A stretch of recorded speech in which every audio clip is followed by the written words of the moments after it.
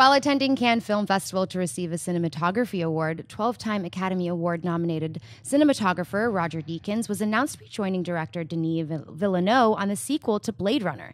The film will begin shooting in the summer of 2016. Christian, do you buy or sell Deakins coming on board for the Blade Runner sequel? I don't know if I could buy anything more than I buy this. Let me just even if whatever you thought about Unbroken, it was beautiful looking. Yeah. He shot that. Prisoners, Skyfall, True Grit, Serious Man, Revolutionary Road, The Reader, Doubt. I mean, the Assassination of Jesse James by the Cow Robert Ford. Yeah. He did so many movies that just, you feel this guy when he is there, when his presence, the way he shoots stuff is beautiful. This is an artist. So for him shooting Blade Runner, oh my God, that's amazing. He's worked with him, Villeneuve before.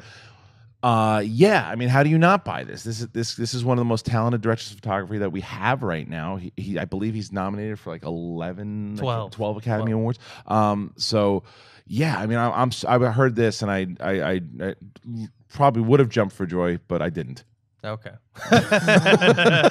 It's also a huge buy for me as well. He's one of my favorite cinematographers. You named all those movies. Right. I mean, he even took a movie that like Skyfall, which is not supposed to be an artistic movie. It's gorgeous if you see it. And another point is he's worked with Scorsese. He's worked with the Coen brothers. He's worked with Sam Mendes, and he's worked with Villeneuve before. And the fact that he's choosing to re-team with Villeneuve means that he gets along with him and that he knows that this is going to be something great, So I'm really looking forward to it. Also, I like the fact that even though I think, how old is he? Like 70 something? He's a pretty old guy, like either like late 60s or 70s.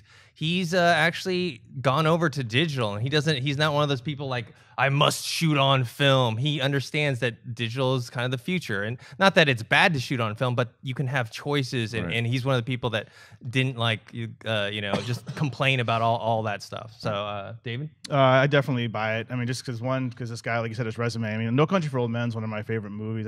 Every time I think about this guy's name, I think of just atmosphere, and you remember the atmosphere. I mean, you watch a film, you think about characters and story, and that oh my gosh moment I didn't see coming. But then sometimes you just think of the visuals and just the atmosphere. You feel like you're transported somewhere. And he doesn't not known for necessarily special effects heavy movies. Skyfall, very practical. No Country for Old Men, very practical. Just those stark landscapes in No Country for Old Men. You just remember that atmosphere. Now Blade Runner 2.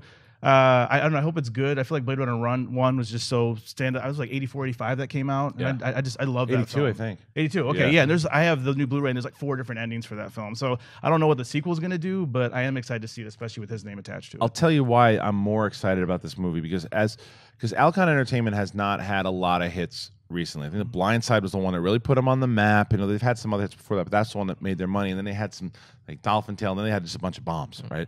So they're banking on this thing, right? And then they get Harrison Ford, and I'm like, who knows what this is going to be like now, just phone it in. But because the director is such a big fan and grew up, it was like this is like J.J. Abrams doing Star Wars. Like this is the kind of feel he was a huge fan of it. And now to know that we're going to have Deakins feel on this movie, this is going to be, I'm becoming very excited for the sequel, not just because it's a Blade Runner sequel, because now you have a team that really cares, and it doesn't seem just like a cash grab on a cult classic property. Yeah, and it's a reteaming of I love Prisoners. So what they did together on that film, if they can bring that to Blade Runner 2, I'm super excited.